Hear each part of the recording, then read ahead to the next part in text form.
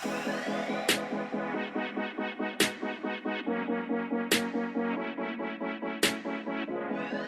well, welcome back to the X Podcast. We're excited to have you, and I have some friends with me, some different co-hosts with me today. Yeah. I've got Trae and Tucker. They are leaders of the worship, a lot of the creative stuff here at X Church. But I've got them on here with me today. Kicked Russ off. Sorry. Yes. No, well, yeah. As you should. Is it an upgrade? Yeah, It's for an sure. upgrade. Kicked him off so we could talk about something really exciting that has happened today, as of the day this episode gets released, which is what, Tucker? Our first single is out. Hey! Yeah. Found. Our first single, Yeah. Found, is out. Where can today? It dropped today. Where can people stream it? Everywhere. Everywhere. Just turn your radio on. Spotify. Turn your radio it's on. on all the radio 96.3. stations. You'll hear it. Okay. Amazon. What is it? Pandora? People still use Pandora. Pandora. Really? Yeah, people still use Pandora. Oh my gosh. No, it's out. It is out now, our single. And we're excited about it. Found that was the very first song that really this team kind of wrote. A lot of them wrote. I mean, It was the first one that we sang like as a church. Yep. yeah, In 2020. that's true. We tried a couple before. They didn't. I guess we didn't finish them. No, we wrote did. Taste. Yeah, we wrote Taste and See first. That was the very first one. That's true. Wrote a few others, and then but Found is the first one we brought. And okay, this is done. Yeah. And it was good. Really good. And so our community here has been waiting for this. Yeah. My family bugs me all the time. When am I going to be able to stream this music? So you can today, which is exciting to have found out. So I thought I'd have you guys on here so we could talk a little bit maybe about the writing process. We could talk about, we do a lot of writing together. We could talk a little bit, what does it take to write songs? What does it take to release a song? I think there's probably people who are curious about what the process is like, especially those that have been a part of our community go, what's taking so long? Yeah. Why does it take so long? What do you mean? You write it, and then it's on iTunes the next day. That's what people think. That's what happens. We live in an iTunes. instant Music. society, and that's not really the way it works. If you put out music through a producer and you want it to be done with quality, and so it's been quite a journey, hasn't it? Yeah, I mean it's been really fun. I think for probably the first. Well, okay, when did we write Found? I mean, it was summer of 2020. Yeah, it was during COVID. And so 2 years ago-ish. And so 2 years from like the birth of the song to actually it being out. And we've sung it, 30 times in our church. Yeah. I mean we've sung it A million. 35 times. I have sang it. but I think there's a lot that goes into it obviously, and we can talk about some of it. But I think probably these last 2 years, 2.5 years have been trying to find our identity as a church and what we're going to write and who we are and how we write together, and because there's a lot of different people's hands that go into it. And It's definitely a process. What is your favorite part of writing music, Tucker? I want to answer for you. Yeah. You want to answer for I wanna Tucker? answer for you. What do you think it is? The first 30 minutes. Tucker When I gets have a so good idea. excited, get into a room, and he's got an idea, and then when the grind starts, because there's a grind with writing songs. Yeah, there is. There's a grind with writing anything. Yeah. It's not every time. Like, I'm joking. It's not every time, but there's 99% of the there's time. been a handful of times where it's like we start, we're real excited, and then it's like, oh, now we're at the hard part. Sorry, you can answer. I think for real, my favorite part was, I didn't know it until after the live recording, but my mom and dad came and they recorded like videos of everything, because mom and dad, they're like shooting everything. And I was watching the videos and like, you can't even hear what's going on stage because you can just hear everybody singing the words that we wrote in a little room. Yeah. And like the full circledness of that is crazy. Like these words that God had planted in our hearts. And, at that point we were in a mall, in a old movie theater, to now hear people like singing them back to us and singing and like enhancing their relationship with God. Like that's crazy. Yeah. And that makes like all the songwriting ruts worth it. Yeah. Yeah. There are a lot of them. And we write, one of the primary things for those who listen to this, maybe you're not part of our church or community, but we write songs primarily for our church. Yeah. But we put them out there because we we like them, our church, for them to be able to stream them, and potentially we do other churches' songs. And so I think it's also to add to what's out there. And I don't think, that's the one thing about music, I think probably similar to other aspects of ministry and other things, but there's always a need for something new. Yeah. How often do you guys get excited about anybody that you listen to who's coming out with a new album? It's because we get tired of the same thing. And so I think there's always a need for new music. But I know our question has been, how do we fit into the landscape of what's out there for music without just repeating and being like everybody else? How do we become unique? Do you think we've been able to find a unique flavor or voice? And if so, how would you describe it? I think, yeah. I think it's the first project that we put out, first real project. So I think there's still a lot of the whole discovering, like, what that is. But I think, 10 years ago, when, I was trying to write for my church, down in Texas, and we had a handful that we tried, and they were fine. But I think I thought too much about what do people want to sing. And that's not bad. I think as an artist, as a creative, there's an aspect of we have to take into consideration who we're writing for and why we're writing. And so part of that is who's our audience, who will it resonate with. But I think something about this project, because it's definitely not a me project. It's not a Tucker project. It's not a you. It's a we project, because there's, even outside of just the songwriting, which there's been a handful besides just us three who have had a part in writing these songs. It's our project. And so I think in that it becomes way less about, what do churches need to sing, and more like what resonates with our fits church, with who we are. Yeah. Are we writing something that we would actually listen to? Do we like it? Yeah. And I think that's what we've done well. So I think it's like, okay, yeah. As we got mix after mix sent to us, it's like, oh man, I forgot I do like this song. Yeah. Oh, I forgot I do like this song.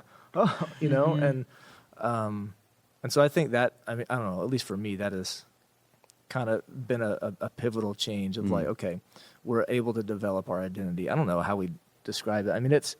It's worship music. Yeah. It's not Nashville Christian radio worship music. Yeah. And I think that's because that's not our background. Right. Yeah. It's going to have influence. It's cool. Yeah. I'll say it. It's cool. Oh, Tucker, you'll say it's cool. What is it? I don't know. How would you describe? I would say it's modern. I think you can definitely tell some of our influence, like musical influences on it a little bit, but not directly. It's definitely worship. I don't know. It's different. I think that's kind of the odd thing is it's, it probably doesn't fit into the mold of just worship music, although it is worship music. Yeah. I don't want to paint this picture that this is unlike anything you've heard. No, but it's our version of what we feel like our church should be singing, and it's got our influences on it. And the influences could be from the way a guitar riff is written in it, to the where a melody goes, to the chord structure that we use. I agree. Yeah. I think all of those things come out of the outflow of who we are. And I've always felt this, that I think every band or group has a signature sound, and it is the collective of, like you said, the likes, the talents, the skills, the qualities of their voice, the musicianship, all that good stuff kind of goes into a blend. And then it produces. It's almost like you go make different milkshakes, and depending on what ingredients you put in, you have different tasting milkshakes. And so I've always thought too that, for us, that, it's like we would take and do other people's stuff. We do other people's worship all the time. But I would find that there would be some stuff that we would do, and I'd be like, I like that so much more when we do. Not to say that in a disparaging thing toward anybody else that writes, but I think it's because it feels like us. There's something that I identify with and connect with on the weekends. And so I think we've just tried to stay true to that, is what you're saying, and not like, oh, well, in this genre of music, they want music that sounds like this. Yeah. I think we've tried to go, no, this is the kind of feel, and we want to try to create it, and hopefully people like it. And we probably look at it the way a lot of church songwriters look at it. It's like, do you think this will feel right in the room? Yes. Is this, not something people would respond to? I think, our producer has been really helpful in, hey, for Spotify, you need to think about this. Yeah. From it's too long, shorten the intro, cut out, get to the chorus quicker. All like, oh yeah, that, you're right. But in the room, there's things that you can do, and we, if you're listening to this and you do music in a church or you've been a part of a church, oftentimes you're going to hear different variations of songs, and that's because churches are cutting them up, moving them around, modifying so that it fits what they're trying to accomplish in their experience. And that is something I feel like that is relatively new in the last decade. I just remember from back in the 90s, even doing worship and being a band, that we never did that. Yeah, it was like, you can do this song, you can do this song, you do this song, and now it's like trying to create tags and trying to use parts of a song mashed with this part of the song to create an experience and a moment for people, which I love. And I feel like that's something a little bit newer that is happening in the church world. And so we even have a couple, like a moment or two or like that, I think, on this album coming out that we tried to create. Going back to the writing process, okay. Let's do the whole meme. I always like the funny memes out there. What people think it looks like, and then what it actually looks like. So, how would you guys describe writing songs? How would you describe that process that is probably different than people think maybe it is? I didn't really write music before I worked here. So a little bit, but not a lot. But I just thought, you'd sit down and you'd be like, okay, so this is how the verse is going to go. Okay, the verse just obviously leads to this chorus. And then you have the chorus. And then it's like, oh, yeah. So then we go and you just write it how you hear it. Like, okay, we have a verse, chorus, bridge. And you just get it all done. And it all just like flows right out of you. And it's super easy. You don't have to think about it. Like God just gives you the exact words you need to say. And then what it's actually like is like, I thought of this bridge. I don't know where it goes, but like, let's just play with it. Let's sing it for like an hour, and we'll see if we like it still. It's either like, I thought of this bridge, or hey, what about like, I have this voice memo. Let me play it. Yeah. And it's a melody. It's a voice memo. It'll just be a melody where you hear just car noise, and it's like, you're just. I don't know. I think this melody might be cool. Is it something else? Yeah. Like, does this sound familiar? Is it in my head because it's I listened to it 30 minutes ago, or I think that's on the melody side, or we finished or almost done with one, and it kind of started with Tucker saying, I've got this line and this melody, and like could this be something? And what was the line in the melody? Just do the line. I don't even remember it. It's got to be from the chorus. I know how he wrote it. The line that I had was like, I need your love, no, I don't need anything else, or something like that. And then we were like, expanded on it. Yep. But it's stuff like that sparks. That morphed. Yeah. And then, I think people often are like, oh yeah, you just, you've got your whole band, we've got an incredible facility here at X Church. And it's like, oh yeah, you've got your whole band up there. And it's just like, yeah, hey, here, I'm kind of feeling this. What are you feeling, drummer, bassist? Come on, let's just jam it out. And it's like, that doesn't really happen. It's literally, coming with an idea, and the idea could be a 3 or 4 note melody. It could be a line. It could be, the last couple that we've had have been, ideas that, you put in notes, or a scripture that I've put in notes, or, and it's like, hey, can we do anything with this? Where could we go? Yeah. And then from there, it's like, okay, so we got a verse and we got a chorus. We hate the third line of the chorus, but let's put something in there for now. Yeah. Figuring out the melody too. I feel like you go over and over until you get a melody, to bass melody to start with, and then usually pretty it up after you get words. I feel like every song has like a trouble spot. Like I feel like in all of our songs, we can like go through and be like, this bridge was really hard, or like this chorus like came after. Like I remember Second Wind, we wrote the chorus last. or no, we were with the bridge first. The bridge first. So we started with the bridge. I know I was trying to look and see if I had any of the found voice memos, but we started with the bridge, and then from there it was like, okay, now how do we give this context? Because we like this message, and then it's like going backwards. But then for found, we started with the chorus, and then it just, I don't know if found was written 2 years ago, so it just feels like it was so easy back then. I don't remember a whole lot, yeah. But I remember that it was. But one we did recently is a new song. We don't talk about the one you're making reference to, but a great example of like probably just when the three of us would get together to write stuff, I always feel like each person has stuff that they're like.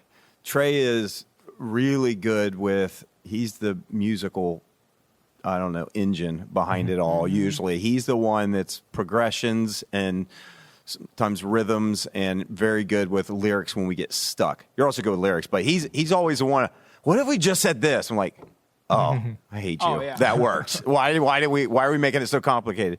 And Tucker always the one that brings like melodies. Like he's one that often has like really good, unique melodies that he brings. Like, what if it sounds like this to it? And I usually just tag along and try to add some kind of scripture. No, you have like great concept. I mean, think about what you do every week. You write giant, I call term papers. Yeah, basically they're 12-page term papers every week. And so I think you're really good at, hey, I think we could write a song off of this theme, or just like come in. This last one coming in. Okay, what if we took that chorus that you guys already have, and what if we made it this theme? Look at this. I was looking at this voice note. It's called "Second Wind, Make a Verse, Please," because Second Wind's not out yet. Found's out. Did we tell them when Second Wind's coming out? No. The album? Should we? Or the song? Album. The album. What the album? What album? Yes, the album. The album that we did the live recording for May 20th. The whole thing. Yes, the whole thing. We should tell them. What's it called? What's the album called? Ready? Second Wind. Second Wind. Our Debut album. It's called Second Wind. And the album drops October 7th. October 7th. Yep. We're going to have an awesome If weekend you're listening to this, night. on Friday, probably the first to hear that. Yeah. Yeah. They're coming out on social real. media that day. Depending when you listen. But back to Second Wind. So, we wrote like a portion of it, and I think we had this great Easter concept that you were going off of, and we were like, let's just write a song. 3 weeks before it. 3 weeks. 3.5 weeks. So it was a grind, but like we have this. I'm just gonna play it. Who knows? It's not. Oh no. Let's see. Oh my gosh. Is the speaker facing you? Is it the front? Remember that?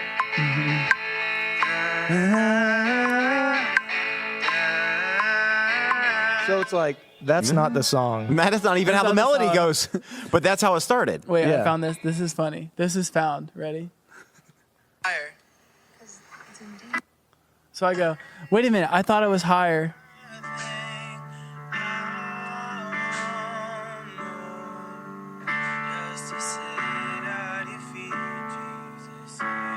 Hold on. What's the date on that? Why did I feel like it was higher?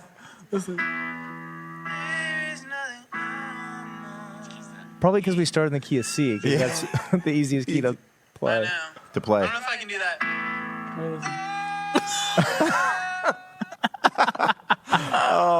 The voice memos are the best on there. They're embarrassing, but they're the best. I guess the point in that, though, is like it's not just, hey, this is done, we have it, good job. You know. And now sometimes songs are going to come faster than others. Yeah. But I think the cool thing is to see the iterations of it, and it's like, oh, we really like that. But now looking back, we hate it. Yeah. And it's like we love where that song landed now. Yeah. But I also love some of the themes, like just because I think people, if they're interested, what is it like in the process of doing it? Sometimes you guys will. Sometimes we'll have a chorus or a line or a bridge, something that we don't feel like is a chorus or whatever, and then we'll have to build a theme out of it, And so, like in the last song that we were doing, I'm listening to the chorus. I'm like, for some reason, I just think of the story of I think of the story of Jonah running away. and how God reaches us even when we do. And so that turned into some lines that we did on it. And I was thinking about the verse, though I failed you time and time again, is your mercy greater than my sin? In all my wandering, you reach for me in the deepest sea. And a lot of people will probably never even know that the inspiration behind that was Jonah running away and God's mercy reaching him even in the deepest sea with a fish. Yeah. And so, I think, but some of that is what happens in the process of writing a song is it goes through just all kinds of revisions. It goes through parts that we like and we don't like, but usually we try to tell a story. I would. That's the thing I think that people connect with music so much is it's really about story. Yeah. It's another way to tell a story that resonates with our own story and our story with God. And that's kind of basically, I think, what we try to do with writing music is tell a story. Yeah, I think, you get through all of the piecing it together. So you've got your verse, you got your chorus, and you have your bridge. And then how do you put it together in a way that's fresh and inspiring? That's not necessarily, just verse right in the chorus, right to a verse, right to a chorus, right into a bridge. And so there's all the things that you have to, like, on the music side. That's a whole nother thing. It is, and I think that's a huge part of telling that story. It's like, how are you... think of a movie and think of watching a movie without a soundtrack and how like non-emotional it would be.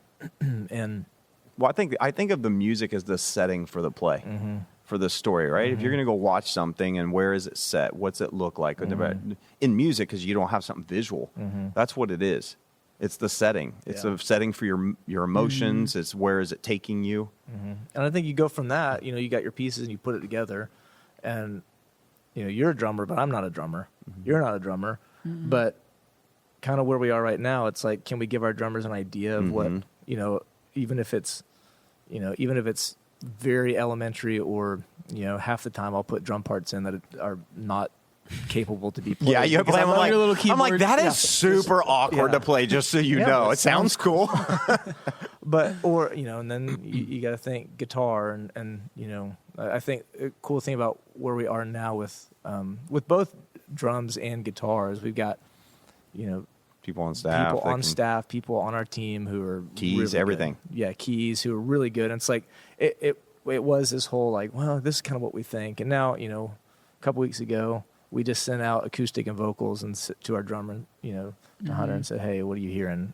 Sent it to our guitarist. Hey, what are you hearing? Yeah. So it's definitely collaborative. I think that's like the best word to describe songwriting, because I feel like if I were to sit down or if Trae were to sit down by himself, like we would have never made Found, or like, I don't know. One thing that we've learned in songwriting is it's like all about the room and like who you put in the room and like how a person, like one person in the room can like ruin the whole song just because of the vibe. And like that's stuff that we've really had to think about now is like who's in our room and like who are we going to let in our room. And then there's like Second Wind was someone that we invited a lot of people into, like, right? Yeah, because we were stuck. I mean, probably 6, right? 6. And we were stuck. Like, we had no idea what to do. I remember the week before Easter, we, like, left and didn't have a verse or anything. We had something here that night.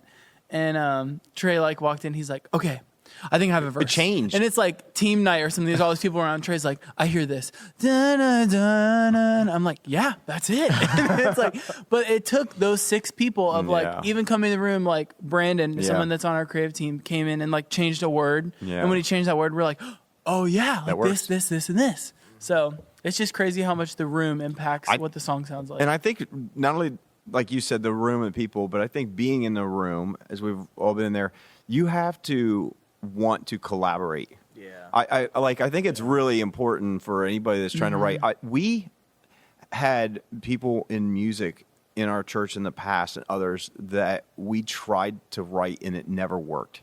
It just never went anywhere. But I felt like it was a lot of individuals that would write with their ideas, but it never collaborated well. I think the one thing that we've been able at least to have right now is a level of chemistry where you can write with, I don't care, this isn't my idea. I just want the best idea. Yeah. So when you do that and you throw this out, what about this line? No, that's dumb. Okay, I thought it was dumb too. I was just checking to see if you thought it was dumb. You know what I mean? Or playing a melody, go, I don't know, I just doesn't.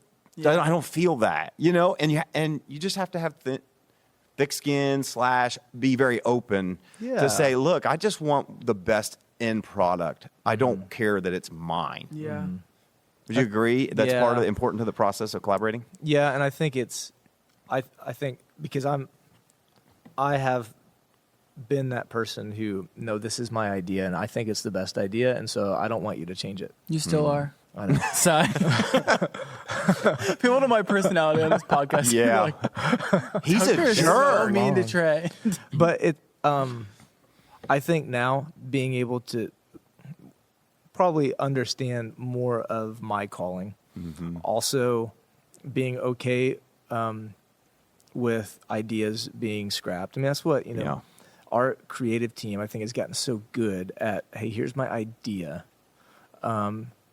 Give me feedback. And not just be like, yeah, give me feedback. No, like we really want feedback. We want the best idea. But I think probably the biggest thing is particular, like specific to songwriting, is if my idea doesn't fit with where we want to go, or whoever's in that room writing it, I can just always write another song. Yeah. Yeah. And I think for whatever reason, I thought I had like one chance. And it's like, I mean, we've done that. We have, I think, 2 songs that we wrote that we haven't gone back to. And I would anticipate that being a lot more over the next year of songs that we finished this. We need to hold on that. And I think that's the best, because like now that the project's done and the songs are recorded, I can't imagine doing those 2 songs we cut. I'm like, I'm happy that we cut them. Another cool thing that we did on this project was like we took a song that we weren't like 100% like with the whole entire song, but we loved the bridge. And we were like, let's just make a moment out of that, and let's just like, we know that bridge hits in the room, and the people of our church like love that bridge. So why don't we just take it, and we're just gonna have a song that just has a bridge in it. And so there's a song on the album that's just a bridge, nothing else. And it might turn into something, and it may not. Yeah.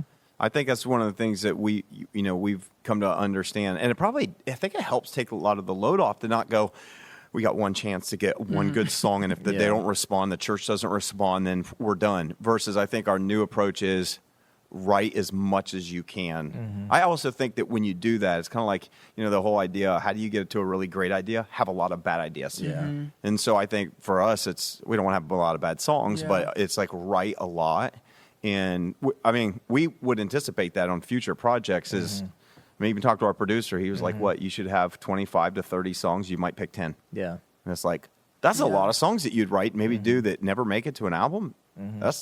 But I think we're taking that approach of going, hey, we don't have to write like ones that we were like, I hope that's Billboard #1. No, those just write, and the ones that resonate with our church and stick, that's great. And if they don't, that's fine. It's be okay with failing, I guess, is in that regard. I feel like that's like half the fun of it, is like trying things. Because I think about the first time we did Found to like how we do Found now is so different. I mean, we have like 3 different drafts, and then there's another song called Taste and See that we've had like 20 drafts of, and it's like, it's so fun to like try it, and like we come off the platform and we're like, nah, I don't know, like I don't know if it worked, and then come back to it and try something different. It's like, okay, that worked a little better. I like that.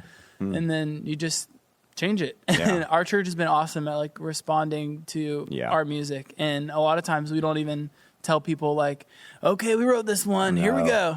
We just kind of throw it into our set of like other people's songs. And that's like really fun, because you get people's real honest feedback. Did you like that? You're like, not really. You're like, okay. We wrote it. I like when you put in a song that's homegrown and no one knows, and then people are going, I was searching all on Spotify typing in lyrics, and I can't find it. What is that song called? Oh, it's not out there yet. Yeah. You mentioned Taste and See and having like 20 drafts. That was the first song that we wrote. Yeah. It was. In Lancaster, Ohio, in the mall. Our Lancaster campus on the stage. And we tried a million versions of it, and like different vocalists. We were like, that's the solution. But at its core, like, we really loved the song. We thought, no, this has good structure, it has good melody, it's catchy, and it's a number one, like, meaning in the church world, it's like, it's a good high energy song. And it took us a while to get it to where we wanted, but the cool thing is what helped us do that is we brought in we brought in John. And so you even look at the liner notes, on the credits on this song, and it'll have Tucker, me, and John Strandell, and it's because we just said, hey, we like this song. And when we showed it to him, he's like, I like the song. Yeah. And our church did or I guess you did not. It was not just me. It hit quite a bit different when we did it before. Yeah. And we just said, can you just take it and make it cool? And I think I had a text, and I'm like, I don't care. Like, put your writer's credits on it. Like, just like add something, please. Do something with it. And it's awesome. Like it's, what he did really, like, okay, that's what we saw in it. That's something that we couldn't do. And I think that's a part of songwriting is you can't do everything. So find what you can do well. And I can go to anything. Find what you can do well and do that. And don't feel like you have to have control over everything. Yeah. And I think, this project has so many people's hands and hard work and time. And even, I think to all of the vocalists that sing throughout the weekend, not everyone came and recorded background vocals for it. Not everybody on our team came and recorded lead vocals for it. But it is, back to the very beginning of what we were talking about, it is our project. Yeah. Because it has so many, somebody would, lead this song and bring a little bit more life to it, and then we'd give it to somebody else, and they'd lead it, and that fits you. Yeah. And so I think that's what's cool about this project is it is ours.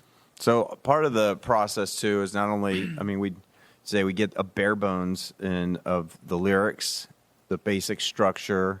You usually spend most of it. Usually falls more on you, Trae. You usually kind of add sounds, add instruments and design of instruments, and then we get the actual musicians to come and flesh it out kind of live, practice it over and over, and then we usually present it to our church first, kind of with our tracks and everything. That's probably the first step that it goes. And we're looking for, does it connect with people? Does it lead people into a moment with God? Does it resonate with our church? Does, hopefully the theme and the rest really comes from what's really been born out of our church, but does it connect with them? And if it does, then, I think those are the ones that we decided, hey, we want to record those. Yeah. Then at that point in the process, we brought in John, that you mentioned earlier, who is our producer that we hired, which I think we all at this table would agree was one of the best decisions that we made in the process. Because we even toyed around for a while going, man, maybe we'll try to do this ourselves, produce it ourselves. And I think we all found out what the value is in bringing somebody in. Yeah. Wouldn't you say? Oh, yeah. I think we probably could have put something out a lot sooner, and it would have been fine. Our church would have loved it. But I think all of us at this table want and believe that what we're building here in regards to music, my light's on, in regards to the music that's coming out of this place, we believe in it so much that we think it needs to go further than just here. Yeah. And so I think having John, meeting him at a random conference that you and I went to and Russ on in Nashville. Such a crazy moment. And just we were pretty protective before then of of who would have their hands on it. We met with a couple of people to, hey, would you produce it and produce it? Send it to people. And when I say produce it, I mean could you come put polish on it? It's kind of what an outside voice will come. Can you put polish? Can you what in this song works really well? Do we need to highlight what doesn't? I think with John, what he's so good at is. He helped us with some of the structure. He helped us with some melody tweaks. Let's go back to the day John. So we brought John in. What was it for? It was for a worship night. And we played, before we did the recording, we played all of our songs for him for a full day. And he just tore them up. We sat in the room and got roasted. It's getting roasted.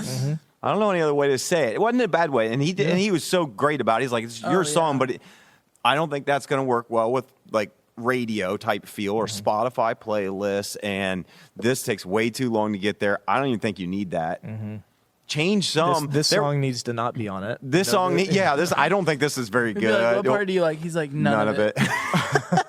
or parts of a song where he came in and he goes, hey, that's really great. That sounds just like this song. You're like, and you're like, oh, it does what. We'll change it. We'll change it. So they helped us change some stuff, trying to help us avoid running into some kind of copyright infringements and other stuff. And so, and we just love him as a dude. I mean, he's a really awesome guy, has a great heart, and wants to help us. And so I feel like that's been a huge win for us. Is John Strandell Strandell, what's it called? Strandell Publishing. Don't tell him, because then other people will start using him. Never mind. He's ours. His name is Billy Bob. It's Billy Bob. And but anyways, so he jumped in the process. Then we did a live recording on May 20th. Yep. You sounded amazing. Oh my God. On that. We can't tell everybody the secrets though. So but we may have done some overdub with vocals. I think it's crazy. So Trae is being modest, but he does so much of the songwriting, like back end. Like me and PT kind of hang out in the room for the day, and then we walk away and we come back and there's a beautiful song. Trae puts hours and hours and hours into. We do the fun part and then leave him to do the not fun work. stuff and the chord charts and communicating to our band. Like Trae does all of that. By far, put in triple the amount of work than me or Pastor Tim did on this album. And well, at least you. For sure, me. I just show up. And Tucker shows up and has fun. Yeah. Anyway, so we get to like a week before Monday. The live recording was on a Friday, and so Monday we come to work, and me and Trae are both sick. Like I was like a little bit sick. Trae was pretty. It wasn't that horrible. So we're like praying, like laying hands on us, praying, believing, whatever. Whatever doesn't work. Whatever. So anyway, so we're praying, and it was so much work that week. I mean, we were here for 12 hours almost every day, and Trae's just like not getting better, and we're just like, like surely you're not going to lose your voice. And so then we recorded the entire night on Thursday. Yeah. Without people in the room, and you like a little bit had a voice, but not really. Yeah. Like it was just not coming back. And then Friday, he comes in and does not have a voice at all. Like, not even a little bit. Like, couldn't even speak. And we were like, what are we going to do? For real. Like, what? Who was that? Yeah. And so we had John here. And so we kind of like met backstage. We were doing run through, practicing, and Trae's like trying. And like, it's just not, it will not come out. Like, he is not going to sing tonight. And so then we like go in the back, and it's like me, Trae, John, and Jessica and Pastor Tim, and we're like, what are we gonna do? Like, we're expecting a huge crowd of people, and we have to record this album right now because we have been hyping this thing up for months and months and months. And so John was like, you know what? He's like, you need to lip sing that night, and he's like, you won't even be able to tell in the room because people are gonna be singing. He's like, you just have to lip sing, and Trae's like, okay. And so that night, not one note came out of Trae's mouth. And the best part was like after people were like, Trae sounded so good. It was the best you've ever sounded. I just waved. And we like made it work. And it was sad, but it was so sad. And Trae's little face. I wasn't sad. Yeah, you were so sad. But we had other people like sing songs for him. So it wasn't like nothing. It was me. Like I would try to like run around the back. Micah was singing. Other people sang. Micah sang. Yeah, sang. And it worked out. And you guys went and recorded some additional vocals in St. Louis as part of the process. And so what you'll hear is Trae in the moment. Yeah, but his voice was not. His voice was at a later moment. But they all come together. And it sounds real. It sounds great. You can't tell. For the most part, on videos that we'll put out, it'll look real. We can't give everybody the secrets. But we're going to have videos with it that we recorded are going to be incredible. And then over the last, 4 months, John has been working on it and mixing it and sending us revisions and creating more sounds and adding things to it. So they're going to sound great. So Found is out today, and the album comes out October 7th. Can't wait. And I think we're all just kind of, you do a project like this. It's kind of like, for me, it was the same way in writing a book and all this. It's such a long process that when you get to the end, you're like, I just want to get it out. Yeah. And I think that's probably how you guys feel on this. You want to move on, not because we're tired of it, but it's like, you just put so much energy. Now you want to get it out so the rest of really our church and anybody else that would enjoy it, be able to listen to it. And my family asks me all the time, when is it going to be out? I'm always singing, what's that line? I'm always singing this line. What is that from? What's on? It's one of ours. Oh, no wonder I couldn't find it, you know? And so I think for our church, it's going to be instrumental for them in their journey.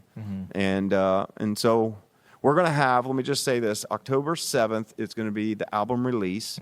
October 9th at our church, we're going to have a special weekend devoted to the release, kind of a launch celebration weekend, doing a lot of our songs, probably some other creative things with it, and just kind of a special day on October 9th. And so we're excited about that. And then what else is in the works? What's happening next? When's the next album coming out? Soon. When's the next? We're going to, I mean, I think, you know, There are songs that are being written right now. Yeah, and I think there's so many things that, you know, from that we've learned through this process that we know can speed up the next one. Yeah. Oh, yeah. You know, So probably by December we'll have another album out. Just see. kidding. We have like full Christmas 3 album done that Yeah. like even our church hasn't heard yet. Yeah. Right? 2 or 3? 2.5. 2.5. Yeah. Yeah. So we're working on them. Yeah. There's And songs, I mean, Christmas time comes around, so we could always do something for that. Yeah. which we did last year, and we didn't put it on there. Christmas time is here. Oh, that's beautiful, Tucker. Just start. Hey, Jake, can you just capture this? Happiness. You're the only one that can sing just below key and do it consistently. Yeah. And I'm really talented at it. You are super talented. Well, we're excited. It's coming out. Any last thoughts? I mean, I don't know if you guys have anything else, but I don't think so. Thanks for letting us be on and Yeah. share this. And I mean, we're obviously really excited. we are. Really honored to get to do this. I mean, to think that, you know, part of what we get to do is get to come and write music. I mean, that's a dream. Yeah. And I think probably just knowing, for you know, I think our church knows it, but like we do this so that we can point people to Jesus. Mm-hmm. And you know, it's our heart's desire to make really good art because we have a really good reason to do it. Yeah. So I agree. Yeah. And you know, the Bible encourages us to sing a new song to the Lord. So I think we take that seriously. And but I think we do. I think comes out of the expression of who we are in leading this church are these songs. And I think that the world should not be outpacing the church when it comes to creative things, and that there's no difference other than the fact that you know, a life that's been impacted by Christ, but you know, the same gifts and things that God puts in, you know, someone that's in a secular setting is the same thing that exists in you guys and in our church. And so it's us trying to give back to God really for what he's given us. And so I actually almost feel like we would be, it sounds weird to say this, but I almost feel like it would be this kind of strong language, but disobedient to not. Oh, yeah. I almost feel like maybe that's not the great word, but almost wasteful. It's almost like the parable of the talents that you have in the Bible, and it's like the one that buries it and doesn't do anything with it instead of working it. And you know, I feel like it's a waste of the creative gifts that God has put inside of us and our church to not try to produce stuff like this and put it out there. And so there were some people that I'm not going to say their names, but shout out, there were some people that really helped fund this project. oh yeah, There were a handful of people that stepped up and gave money in addition so that we could do this and do it right. I mean, said, hey, we believe in what is happening here. Yeah. And we believe in what, you know, God's put within you. Yeah. How can we help? Yeah. And gave thousands of dollars because it's not cheap to do this, especially if you're bringing in a producer and an audio engineer and they're flying equipment in and they're in for 2 days and there's recording. We wouldn't have done it to this level No. without that at all. No. I mean, we just... No way. It would have been a stretch for us. Yeah. It would have been hard. Yeah. So we say thank you Yeah. to those that supported this above and beyond. And to us, this is the beginning Yeah. of writing things and where it goes from here. And so, I don't know, it's exciting. I will say this about the process. And I think just in general, everything that when you are in an environment that is, you know, I'm trying to find the right word for it because I don't want to say it's performance-based because I don't feel like what we do is performance-based. But whether you are speaking to a crowd or a group of people, a message, so to speak, a speech, anything, whether you're creating music for a group of people and it's one to many or whatever, there's always this perception. The reason why I thought it'd be fun to do this episode, there's this perception that it's just easy for people that are good. You look at people that are really skilled at playing guitar, they're really skilled at singing, and you're like, oh, that's easy. They just come out and they just put the song out, and I love the song, and it's so great. And it's not. The truth is, we know that you could spend 20, 30 hours and still not come with, and that's just writing it. Yeah. I mean, we have sometimes spent days and leave and come back to it and try to pick back up, days on a song. And as Russ always likes to say, sometimes stuff falls right out of the sky, but a lot of times you have to dig it out of the ground. And I feel like songwriting is the same thing with writing books, preaching sermons, doing any of that stuff. It's like most of the time is digging it out of the ground. It takes work. It's hard to do. Yeah. But we do it because it's fun, but it's just not that easy. And so the process of writing music is not easy. The process of putting it out is not easy or cheap. But we think it's worth it. It's worth it. And I think, through, like you mentioned, through the gifts that we're given, the support provided, I mean, I think we are set up to do it well. Yeah. And this is just the first. That's right. It's just the first. The debut, the freshman album. Yeah. This is the first one coming out. It's called Second Wind. It comes out October 7th. Yeah. At merch. At music stores near you. Merch and CDs. Merch and CDs and laser discs and vinyl. And are you going to tell them? What am I telling them? I don't know. Okay. No, there's going to be no laser discs. We are going to have some CDs that we're going to sell here for our church. And it's like, does anybody listen on CDs? Well, some do, but it's kind of almost a memento. It's something to keep from this album. And so there's all kinds of different merch things that we have. When is the merch dropping? Is it the same time? Day of the album. October 7th online and October 9th in person will be the new album or new merch for it. And so it's going to be exciting. It's an exciting season for us and our church. Second Wind comes out. Found is out today. That's right. Go and stream it and share it. What else can people do if they want to help us kind of get the word out? Because I would say if you're watching this or listening to it, just go find the song Found to begin with. And when Second Wind comes out, and help us share it, because we think it'll encourage people. We think it'll inspire people. I mean, the theme of Found is the whole idea that God finds us, and kind of a joint venture. We find God, but God really finds us. Kind of what we said. It's like and we're lost without him. Of like our humanity. Like we're always, as people, we're always trying to find that one thing that's going to give us contentment and satisfaction, and it's easy to find that in a lot of different things, but that just doesn't last.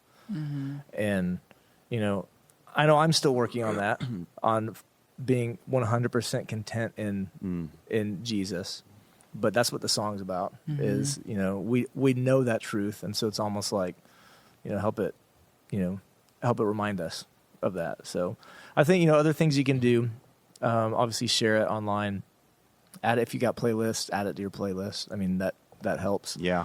You can text me and Tucker. What's the number? We have our own text. What's the phone number? All right. It's 614-892-5557.